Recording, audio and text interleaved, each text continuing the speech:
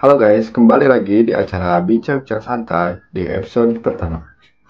Nah, pada episode pertama ini, kita memiliki judul yaitu Kenapa politik bisa disatukan dengan agama?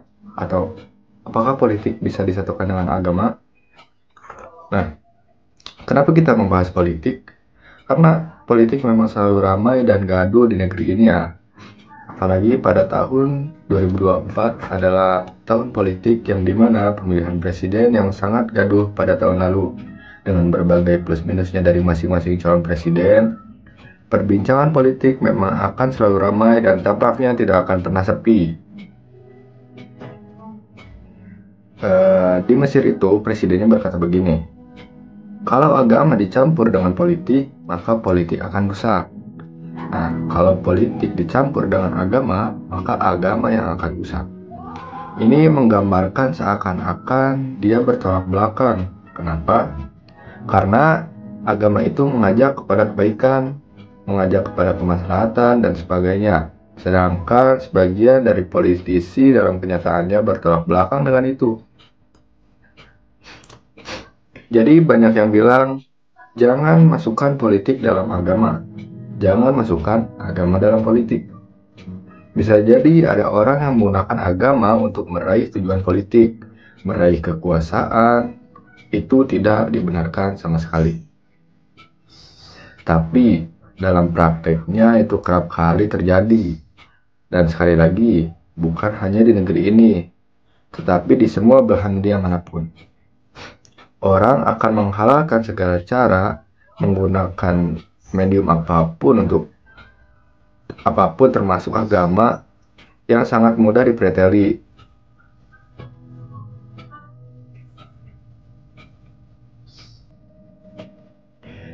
Ditafsirkan macam-macam untuk kepentingan sendiri. Nah, karena kenyataan itu demikian, maka agamawan datang berkata, "Hei, hati-hati dalam berpolitik.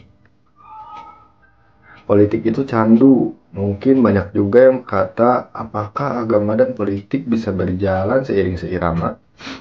Oke, dalam agama Islam, Islam itu tidak bertentangan dengan politik. Bahkan dalam ajaran Islam selalu ada politik, tapi politik dalam pengertian hikmah. Politik dalam pengertian hikmah. Tidak mungkin suatu ajaran yang mengajarkan bagaimana cara masuk WC, bagaimana cara orang kalau bersin, hal-hal kecil semacam ini diaturnya. Padahal dia tidak atur menyangkut negara, menyangkut masyarakat. Jadi kita tidak bisa berkata kalau Islam tidak mengenal politik, tetapi di sisi lain, politik dalam kenyataannya itu seringkali bertentangan langkah-langkahnya dengan langkah-langkah yang diinginkan oleh agama. Dari ini, orang lantas berkata, kalau begitu, agama bertentangan dengan politik. Jadi tergantung lagi apa pengertian kita terhadap politik. Jadi bisa dikatakan juga berarti itu politisinya bukan politiknya. Politisinya ini yang juga menggunakan siasat bukan hikmah. Karena itu ada ungkapan agama kami adalah politik kami. Politik kami adalah agama kami. Tapi ada yang melihat politik dengan pandangan negatif. Sesuai dengan kenyataan, dia katakan jangan agama dengan politik, jangan satukan agama dengan politik, agama itu terlalu suci. Nah, sebaiknya kita duduk dulu, duduk bersama, ngobrol. Politik ini hikmah. Politik adalah upaya untuk meraih kemaslahatan bersama. Politik adalah sesuatu yang dibutuhkan untuk suatu kemaslahatan bersama. Agama pasti mendukung jika seperti itu. Yang tidak dibenarkan adalah bahwa politisi yang memanfaatkan agama. Islam dan politik, baik. Istilah politik itu banyak definisinya, banyak maknanya. Kalau kita mau yang berbahasa sekarang saya banyak mengungkap ada yang mengatakan politik itu mungkin tidak sesuatu yang bisa terjadi dalam hidup ini. Ada yang mustahil terjadi, ada yang bisa diwujudkan, ada yang bisa itu mungkin bisa saja, bisa tidak mustahil. Ada yang mustahil menurut kebiasaan, ada yang mustahil menurut akal. 2 tambah 2 jadi 5 mustahil adalah di bawah tanah ini ada kerja. Itu mustahil mungkin kebiasaan, bukan mustahil menurut akal. Yang mustahil menurut kebiasaan itu bisa terjadi. Nah, ketika dia berkata politik bisa diberikan yang besar, apapun yang besar. Kebiasaan itu bisa menjadi bidang politik yang dewasa. Ini ada orang-orang yang mengabaikan nilai-nilai ketika berpolitik, dan memang itu ada bagian yang mengatakan bahwa yang pertama disisihkan dari nilai-nilai moral dan akhlak itu tidak politik. Jadi dianggap saya kemarin ya saya naik taksi, dia kenal saya atau orang tersebut. Yang saya tersinggung setelah saya renungkan, boleh jadi benar, boleh jadi salah, apa katanya. Seperti ini misalnya, Pak, sekarang ada saja ulama yang pencuri, ada juga pencuri yang jadi ulama. Saya pertama tersinggung dengar itu kata orang tersebut, tetapi boleh jadi itu ada benarnya juga, apalagi kalau sudah terlibat dalam bidang politik. Karena politik itu secara umum dianggap korup. Dari sini ada seorang ulama besar, Syekh Abdul, berkata, Allah mengutuk siasat politik yang menyesatkan. Allah kutuk itu, dan dari kata-kata anehnya. Nah, kita lihat ini. Kalau kita berbicara tentang politik, biasa juga politik itu diartikan dengan siasat. Siasat politik itu siasat bahasa Arab. Siasat itu punya 2 makna. Paling tidak yang melakukan siasat dinamai sais. Nah, dalam bahasa Indonesia juga sais artinya menghentikan seseorang yang melaksanakan siasat itu bagaikan mengemudi. Dia harus punya target dalam perjalanan. Dia menuju target itu, kalau ada lubang di hadapannya, dia akan belokkan kendalinya.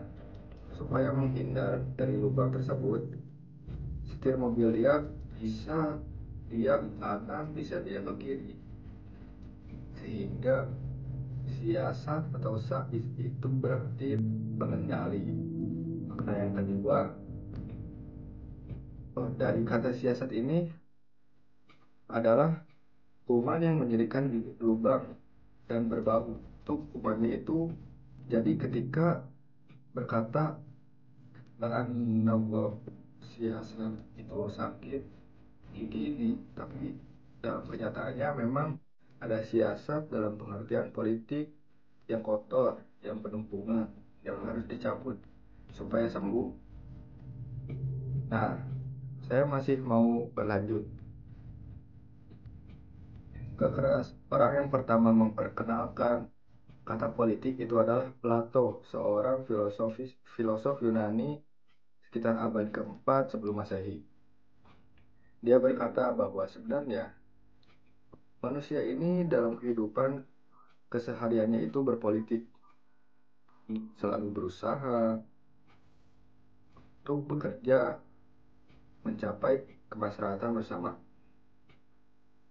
Jadi politik itu adalah usaha bersama untuk mencapai kemaslahatan bersama.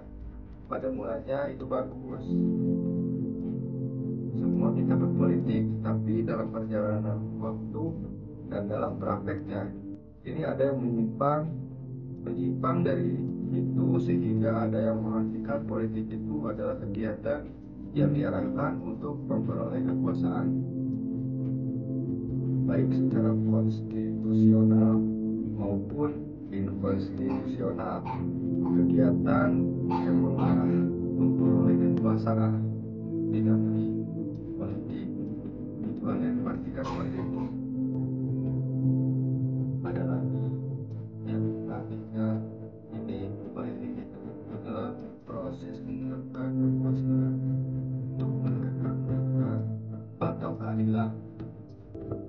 Proses ada upaya untuk menegakkan peraturan atau keadilan. Hanya kita kembali lagi, beda-beda lagi orang kalau apa yang dimaksud apa itu adil. Kalau dalam Islam menempatkan segala sesuatu pada tempatnya, ya kan, itu antara lain. Jadi kita lihat kalau ada para pembicara keadilan sosial di mana satu orang ditempatkan pada suatu tempat yang bukan tempatnya, itu tidak adil. Maka juga kan juga sudah ada diskusi menyangkut apa itu keadilan. Terus mereka berkata dalam konteks politik, yang ini keadilan itu adalah keberpihakan kepada yang kuat. Nah, ini sudah rusak. Ini mulai dari sini, keberpihakan pada yang kuat itu dulu ada diskusi di antara filosof-filosof Yunani. Saya ada singgung di apa namanya dalam buku seseorang, pesan buat anakku. Ada seorang menulis kepada anaknya suatu pesan yang dia minta disebarluaskan setelah dia meninggal. Nah, di situ dia berkata bahwa saya ingin mau kasih pesan buat anak saya bagaimana kalau ingin dia sukses, saya ingin mendapat kedudukan yang terhormat dalam masyarakat, tapi itu tidak bisa digunakan kecuali kalau dia kurang ajar. Kalau dia kurang ajar bisa, dan ini tidak bisa. Kalau tidak bisa nasihat seperti itu, kalau dia curang, kalau dia berpihak pada yang kuat, tidak bisa gitu. Tapi ada nggak sekarang perang berpolitik memihak pada yang kuat? Politik sekarang cari yang kuat. Sayyidina Abu Bakar radhiyallahu anhu sewaktu diangkat jadi khalifah, khutbahnya antara lain berkata, al-qawiyyu fikum ba'is hatta akhdal haqqo minhu wa baifu fikum rawi hatta arudal haqqo ilaihi. Yang kuat di antara kamu itu lemah, yang di sisiku sampai saya ambil hak orang lain. Yang ada padanya, dan yang lemah yang kuat sampai saya kembalikan haknya yang diambil orang lain. Jadi bukan soal kuat atau lemahnya, tapi itulah pengertian politik, itulah pengertian keadilan. Sekarang ini sejak dulu ini dibahas sebelum masih ini dan ini sampai sekarang masih berlanjut seperti itu. Soal politik, betapapun saya ingin simpulkan, saya nggak ingin terlalu jauh. Saya ingin simpulkan begini. Politik itu adalah kegiatan menyangkut proses mencapai atau menentukan tujuan. Kita ada tujuan, ada yang ingin kita capai.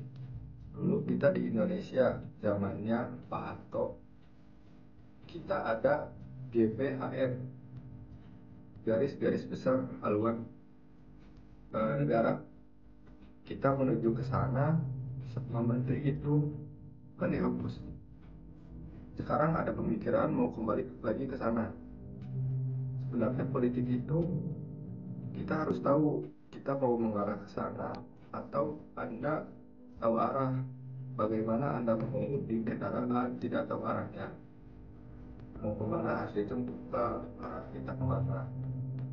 Arah kita kemana itu proses pertama dari politik. Baru setelah itu tertulis dulu kita GBHN di itu setelah ada menteri-menteri yang diangkat. dia harus pelajari GBHR dan dia melakukan langkah-langkah itu, melaksanakan proses supaya sampai ke tujuan. Itu politik yang kedua. Yang ketiga, tentu saja memerlukan kewenangan. Tidak semua orang berkata, saya mau begini, saya mau begitu. Jadi ada perlu wewenang ini harus diperoleh oleh yang berpolitik, oleh yang memerintah.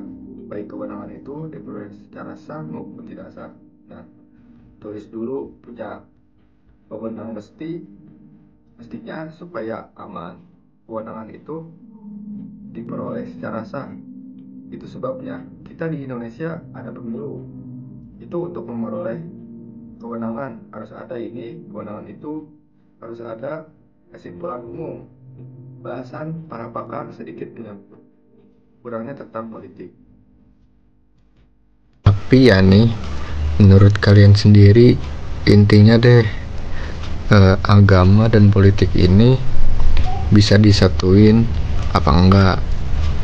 Kalau menurut saya sendiri sih, agama dan politik ini bisa disatuin, bisa berjalan seiring seirama kalau emang tujuannya baik demi mendapatkan kemaslahatan bersama gitu loh. Tapi kalau misalnya si agama ini disalahgunakan, misalnya oleh politisi deh, untuk mencapai suatu kesuksesan di politik, atau untuk menjadi batu loncatannya untuk menggapai sesuatu lah di politik, itu sangat sama sekali tidak boleh, kecuali politik dan agama ini berjalan beriringan untuk kebaikan bersama gitu loh. Kemudian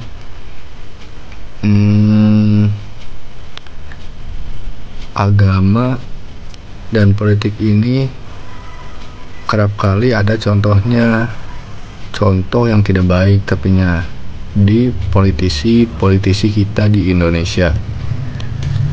Contohnya adalah, contoh paling simpel dan paling gampang adalah ketika tahun 2024, tahun kemarin, pada saat menjelang pemilihan presiden atau pada saat masa kampanye itu berlangsung, ada salah satu paslon yang tampil atau yang menampilkan dirinya di salah satu video azan di salah satu stasiun televisi di Indonesia. Itu kan masuknya adalah pencitraan ya. Padahal sebelumnya di salah satu podcast beliau berbicara tentang video-video yang tidak baik. Kalau misalnya dia itu suka menonton video-video tersebut, tapi tiba-tiba hadir dalam video adzan, itu kan sangat sekali tidak baik ya.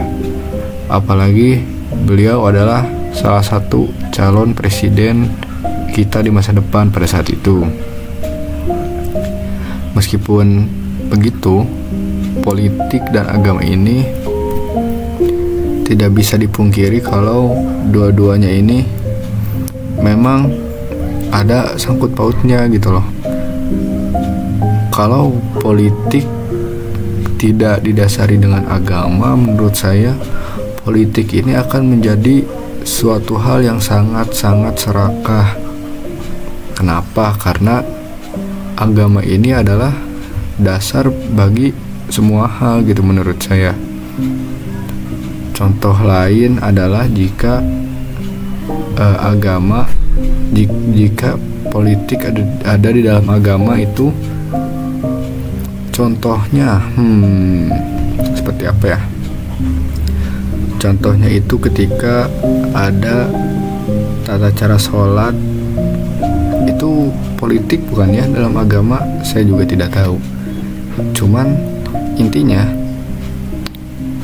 politik dan agama ini, intinya guys, menurut saya politik dan agama ini bisa berjalan seiring seirama gitu loh. Asal tadi tujuannya adalah hikmah, tujuannya adalah untuk mendapat kebaikan bersama, bukan untuk menjadi batu loncatan bagi seseorang untuk menggapai suatu kekuasaan. Karena agama ini tidak boleh digunakan seperti itu. Agama ini adalah sesuatu yang suci. Agama dan politik memiliki hubungan yang kompleks dan historis. Dalam banyak peradaban, agama menjadi dasar pembentukan hukum dan pemerintahan, misalnya hukum Islam, hukum kanonik dalam Katolik. Di sisi lain, banyak negara modern menganut sekularisme, yaitu pemisahan antara urusan agama dan negara. Perspektif dalam hubungan agama dan politik ada beberapa pendekatan utama. Sekularisme contohnya itu adalah agama dan politik harus dipisahkan secara tegas. Negara tidak boleh berdasarkan agama tertentu. Teokrasi negara dipimpin dan diatur berdasarkan prinsip agama, contohnya adalah Iran. Kemudian ada religiopolitik. Agama memengaruhi kebijakan politik, namun tidak sepenuhnya menguasai negara. Contohnya adalah Indonesia, India, kemudian Amerika Serikat. Agama dan politik di Indonesia. Agama dan politik di Indonesia itu seperti ini. Indonesia bukan negara agama, tetapi juga bukan negara sekuler murni. Berdasarkan Pancasila, khususnya sila pertama yang berbunyi ketuhanan yang Maha Esa, agama memiliki tempat penting dalam kehidupan berbangsa. Politik di Indonesia seringkali melibatkan unsur agama, baik dalam kampanye, perbuatan kebijakan, maupun identitas partai politik.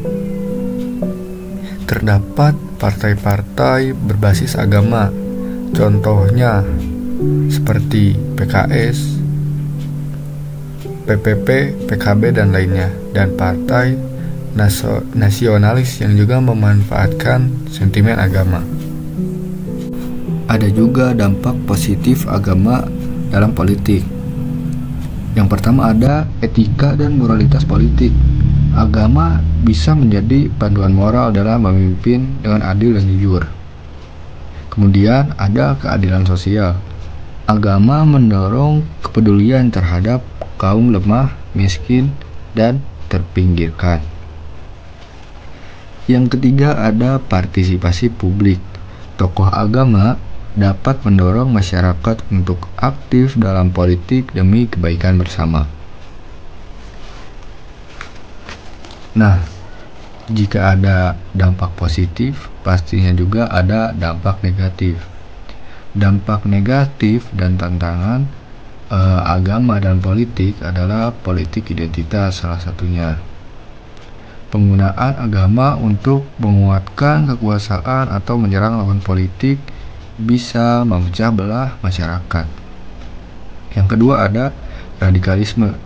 Ketika tafsir agama dijadikan alat politik secara ekstrim, bisa muncul intoleransi bahkan kekerasan. Yang ketiga ada diskriminasi minoritas. Ketika agama mayoritas terlalu dominan dalam politik, kelompok minoritas bisa mengalami marginalisasi. Jadi, kesimpulannya, agama dan politik meskipun memiliki ruang dan fungsi berbeda, tidak bisa sepenuhnya dipisahkan dalam kehidupan sosial. Yang penting adalah menjaga keseimbangan agar agama menjadi pedoman moral, bukan alat kekuasaan. Dalam demokrasi seperti Indonesia, harmoni keduanya harus dikelola dengan bijak demi menjaga persatuan dan keadilan. Saya tadi mention politik identitas. Nah, saya akan memiliki contoh-contoh politik identitas di Indonesia.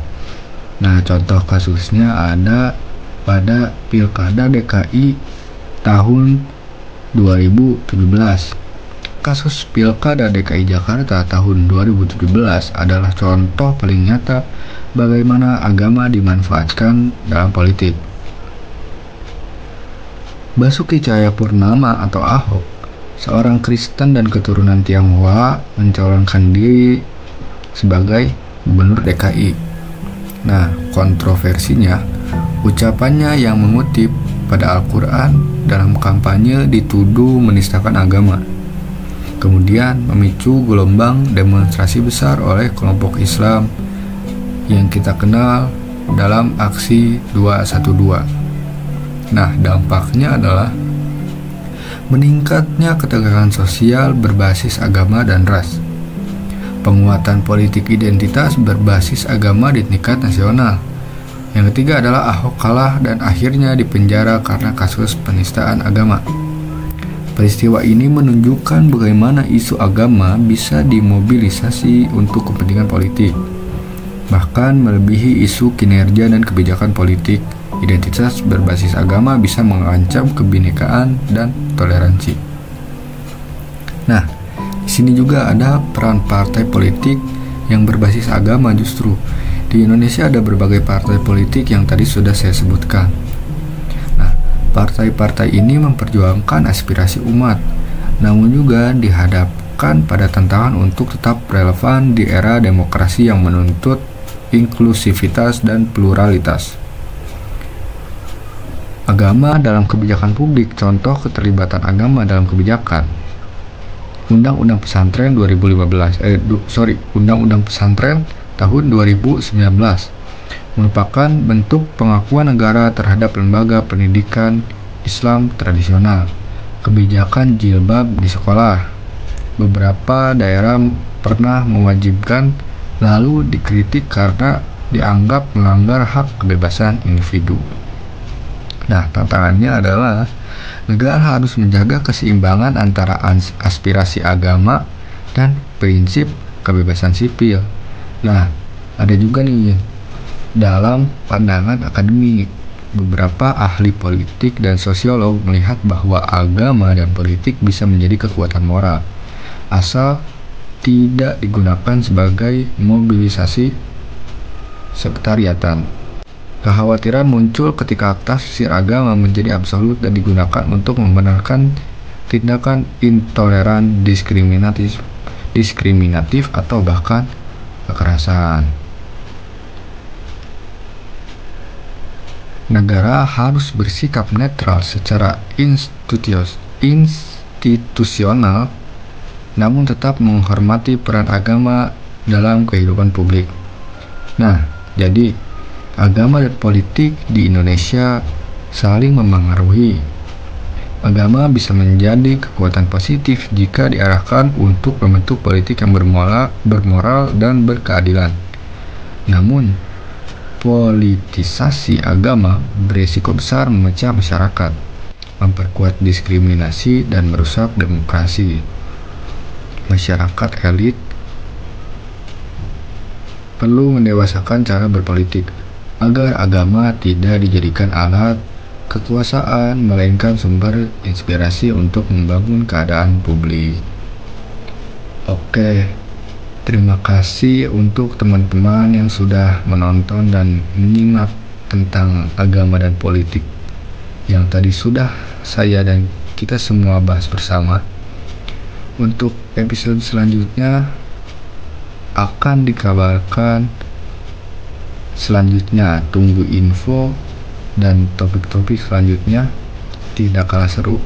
Nah, kesimpulan dari segala kesimpulan pada hari ini adalah bahwa agama dan politik itu bisa untuk bersatu, dan politik itu tidak selamanya buruk ya. Jadi gitu intinya. Untuk salam penutup adalah salam sendiri. Assalamualaikum warahmatullahi wabarakatuh.